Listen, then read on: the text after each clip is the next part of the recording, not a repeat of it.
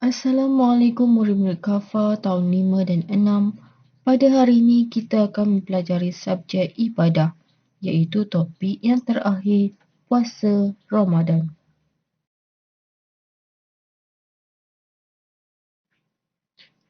Baiklah, mari kita berkenalan dengan lebih lanjut mengenai maksud puasa.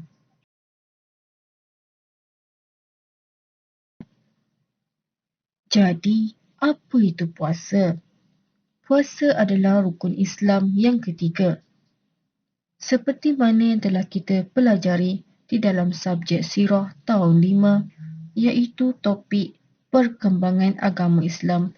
Puasa telah difardukan kepada umat Islam bermula pada tahun kedua Hijrah. Puasa ialah ertinya menahan diri dari melakukan segala perbuatan yang boleh membatalkan puasa seperti makan, minum, berkata yang tidak bermanfaat dan segala perbuatan yang tidak baik, bermulanya daripada terbit fajar sehingga terbenamnya matahari dengan disertai niat dan syarat-syarat yang telah ditentukan.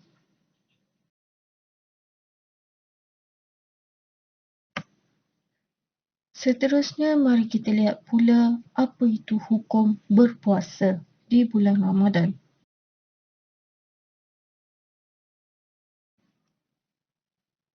Hukum berpuasa di bulan Ramadan adalah wajib. Sesiapa yang meninggalkan puasa di bulan Ramadan dengan sengaja adalah berdosa dan wajib menggantikannya.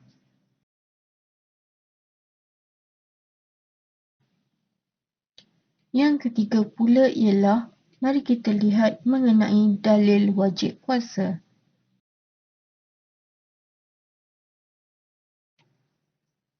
Dalil ini diambil daripada Surah Al-Baqarah ayat 183, iaitu Bismillahirrahmanirrahim.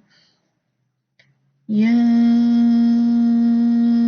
ayyuhallazina amanu kutiba alaikumus siyamu kama kutiba alal ladzina min qablikum la'allakum tattaqun. Maksudnya, wahai orang-orang beriman, diwajibkan atas kamu berpuasa sebagaimana diwajibkan atas orang-orang sebelum kamu agar kamu bertakwa.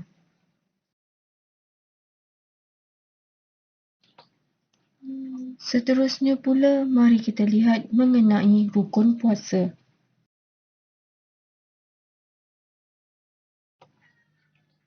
Rukun puasa ada dua, iaitu yang pertama adalah niat dan yang kedua pula adalah menahan diri daripada melakukan perkara-perkara yang membatalkan puasa bermulanya daripada terbit fajar sehingga terbenamnya matahari. Apabila lengkap kedua-dua rukun puasa ini, maka puasa seseorang itu adalah sah.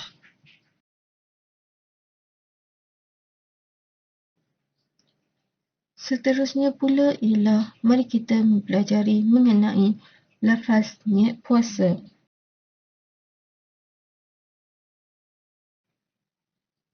Lafaz niat puasa di bulan Ramadan ialah nawaitu sauma ghadin an adai fardi syahri Ramadana hazihi sanati lillahi ta'ala. Maksudnya, sahaja aku berpuasa esok hari bagi menunaikan puasa fardu bulan Ramadan tahun ini kerana Allah Ta'ala.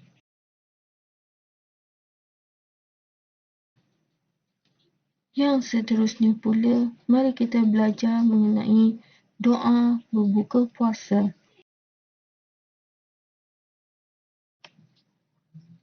Ini pula adalah doa berbuka puasa bagi seorang atau individu.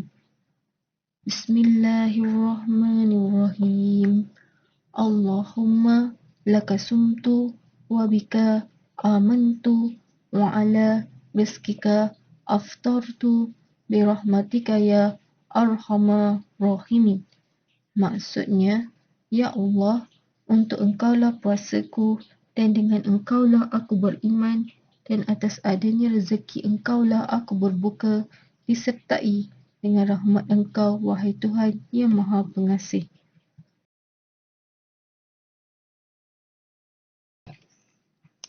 Kita dah belajar macam mana cara doa buka puasa untuk sendirian atau individu. Ini pula adalah cara doa buka puasa bagi ramai. Okey, caranya ialah tukarkan tu kepada na. Nampak tak ada highlightkan na tu. Na tu membawa maksud nahnu, iaitu kami. Okey, bismillahirrahmanirrahim. Allahumma lakasumna wa bika amanna wa ala rizqika aftarna birahmatika ya arhamar rahimin. Maksudnya, Ya Allah, kerana-Mu kami berpuasa, dengan-Mu kami beriman, kepadamu kami berserah dan dengan rezeki-Mu kami berbuka. Dengan rahmat-Mu, Ya Allah, Tuhan Maha Pengasih.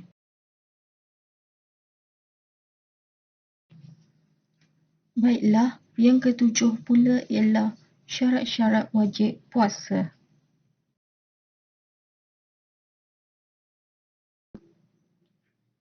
Syarat-syarat wajib berpuasa ada 6, iaitu yang pertama adalah Islam. Maksudnya di sini ialah orang yang bukan Islam tidak wajib untuk berpuasa. Yang kedua, baligh. Yang ketiga adalah berakal, iaitu tidak gila. Yang keempat pula ialah mampu berpuasa, yakni sihat tubuh badan. Yang kelima pula, suci daripada hadas, seperti haid dan nifas. Dan yang keenam pula ialah tidak berada dalam keadaan musafir.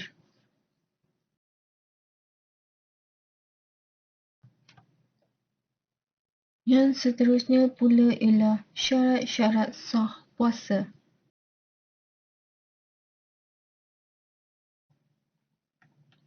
Kita dah tengok mengenai syarat wajib puasa. Apa pula syarat sah puasa? Bagaimana kita nak mengatakan seseorang itu puasanya adalah sah? Okey, syarat sah puasa juga ada 6, iaitu yang pertama adalah Islam. Maksudnya di sini, puasa orang yang bukan Islam adalah tidak sah. Yang kedua adalah berakal. Yang ketiga adalah berniat pada malam sebelumnya untuk puasa fardu. Yang keempat pula ialah mumayyiz. Mumayyiz ialah orang yang dapat membezakan antara baik dan buruk. Maksudnya di sini ialah puasa kanak-kanak yang belum mumayyiz, iaitu yang belum mampu untuk bezakan mana yang baik dan mana yang buruk adalah tidak sah. Okay, yang kelima pula ialah suci daripada hadas, iaitu sama ada haid ataupun nifas. Yang keenam pula ialah menahan diri daripada perkara-perkara yang membatalkan puasa dari terbitnya fajar sehingga terbenamnya matahari.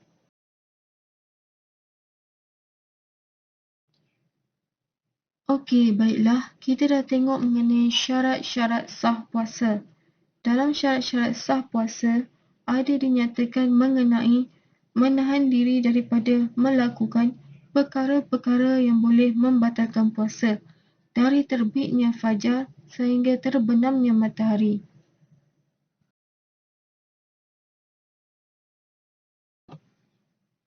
Perkara-perkara yang boleh membatalkan puasa ada 10. Yang pertama adalah makan dan minum dengan sengaja. Maksudnya di sini ialah jika kamu makan atau minum dengan tidak sengaja atau terlupa, maksudnya puasa kamu masih lagi sah. Jadi tidak perlu untuk membuka puasa. Jadi boleh teruskan puasa seperti biasa.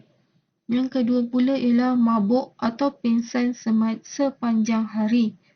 Yang ketiga, muntah dengan sengaja. Yang keempat, keluar haid.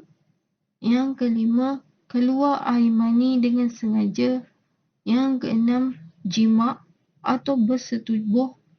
Yang ketujuh, gila. Yang kelapan, keluar darah nifas atau wiladah, iaitu darah yang keluar semasa melahirkan anak. Yang kesembilan, memasukkan sesuatu dalam rongga badan dengan sengaja. Rongga badan ada 4, iaitu mulut, hidung, telinga dan juga kemaluan. Dan yang ke-10 pula adalah murtad.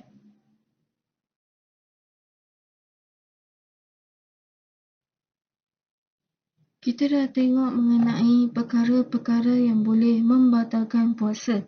Kita lihat pula perkara-perkara makruh dilakukan ketika berpuasa.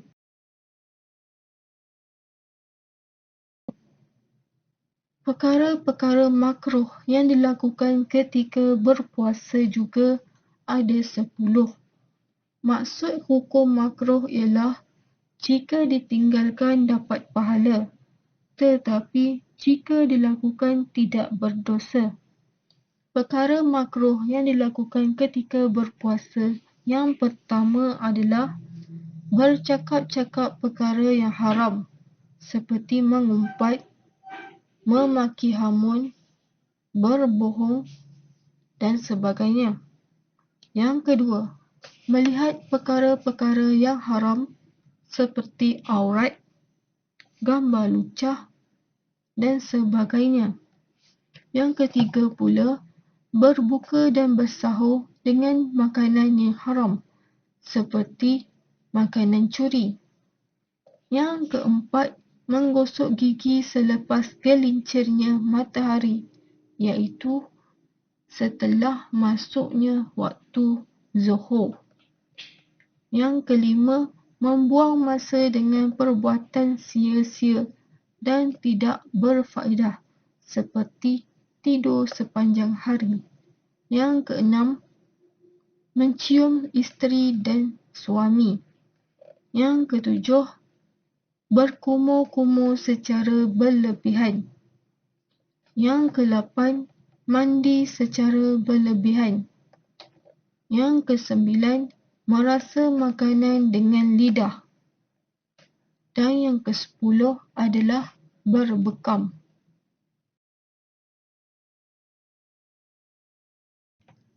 Seterusnya pula, mari kita lihat mengenai perkara-perkara sunat yang boleh dilakukan ketika berpuasa.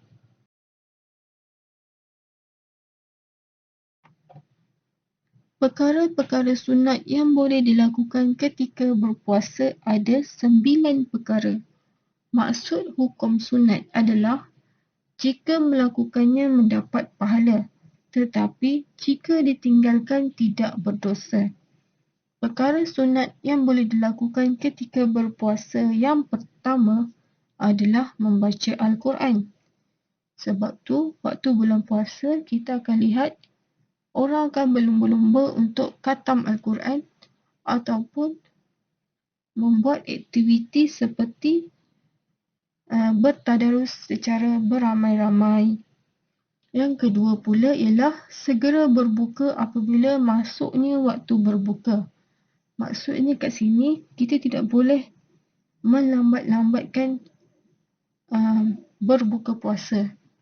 Yang ketiga pula ialah memulakan berbuka dengan buah kurma, tamar ataupun sesuatu yang manis. Yang keempat, memperbanyakkan sedekah. Yang kelima, mengerjakan solat sunat tarawih di malam hari. Yang keenam, memulakan berbuka dengan membaca doa. Yang ketujuh, melambatkan waktu bersahur sehingga sebelum waktu imsak. Okey, nampak tak bezanya kat sini? Kalau waktu sahur, kamu perlu melambat-lambatkan bersahur. Kalau berbuka tadi, kamu perlu segera berbuka. Okey, yang ke-8 pula, meninggalkan perkara-perkara atau perbuatan mungkar. Dan yang ke-9, melakukan banyak amal kebajikan.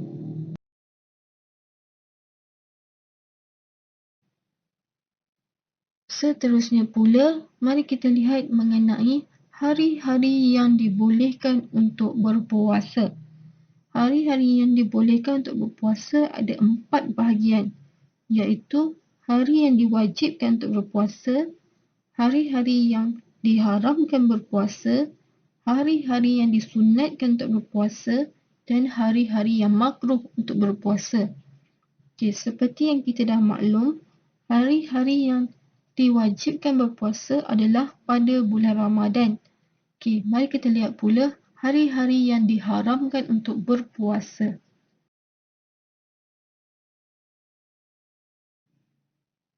Hari-hari yang diharamkan untuk berpuasa ada 4, iaitu yang pertama adalah 1 Syawal, iaitu hari raya pertama Aidilfitri.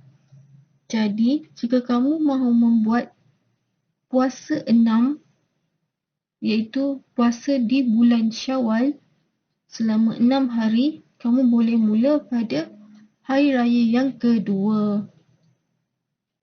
Yang kedua pula ialah pada 10 Zulhijjah.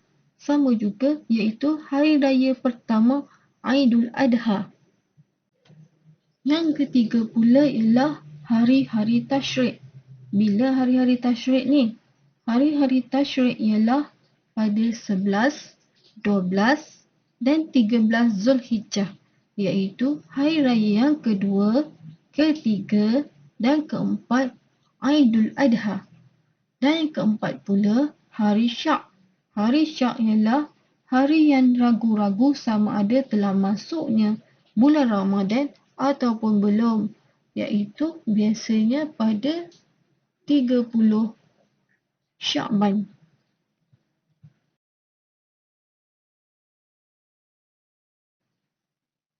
Okey, yang seterusnya pula ialah hari-hari yang disunatkan untuk berpuasa. Hari-hari yang disunatkan untuk berpuasa ada 7 bilangannya. Yang pertama adalah pada setiap hari Isnin dan Khamis. Yang kedua adalah pada hari Ashura, iaitu 10 Muharram. Kelebihan berpuasa pada hari Ashura adalah penghapus dosa bagi 1 tahun yang telah lalu. Disunatkan untuk berpuasa pada 9 Muharram atau 11 Muharram berserta dengan puasa hari Ashura dengan tujuan untuk membezakan dengan golongan Yahudi. Okey, yang ketiga pula ialah 6 hari di dalam bulan Syawal kecuali 1 Syawal, iaitu kamu boleh mula pada hari raya Aidilfitri yang kedua. Yang keempat pula ialah hari putih, iaitu dalam bahasa Arab ni ialah Al-Ayyamul Baida. Berpuasa pada 13, 14, 15 hari bulan setiap bulan Hijrah kecuali bulan Zulhijjah. Okey, yang kelima pula ialah hari Arafah. Hari Arafah jatuh pada 9 Zulhijjah. Ianya boleh dilakukan pada orang yang tidak mengerjakan haji. Kelebihan berpuasa pada hari Arafah juga ialah dapat menghapuskan dosa-dosa setahun yang lalu dan setahun yang akan datang. Okeylah. Yang keenam pula, berpuasa berselang hari pada bulan-bulan biasa kecuali pada hari-hari yang diharamkan. Manakala yang ketujuh adalah puasa nisfu Syakban pada 15 Syakban. Pertengahan bulan Syakban.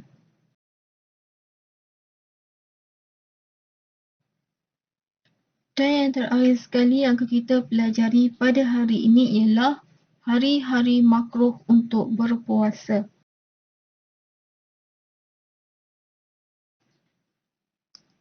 Hari-hari yang makruh untuk berpuasa ada 4, iaitu yang pertama hari Jumaat, iaitu hari kebesaran mengikut umat Islam. Jika kamu mahu berpuasa pada hari Jumaat, perlulah disekalikan sama ada Khamis Jumaat ataupun Jumaat dengan Sabtu. Yang kedua pula ialah hari Sabtu kerana hari kebesaran orang Yahudi. Yang ketiga, hari Ahad iaitu hari kebesaran orang Kristian. Dan yang keempat adalah puasa sepanjang tahun.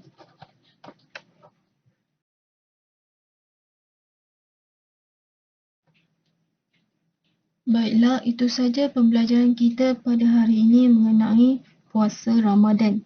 InsyaAllah kita akan berjumpa lagi pada pembelajaran yang akan datang mengenai puasa Ramadan juga, tetapi di dalam topik keharusan meninggalkan puasa bagi yang tidak boleh berpuasa, iaitu rukhsah puasa. Okey. Terima kasih diucapkan kepada murid-murid yang sudi meluangkan masa, meminjamkan mata dan telinga untuk menonton dan mendengar video nota pembelajaran kita pada hari ini.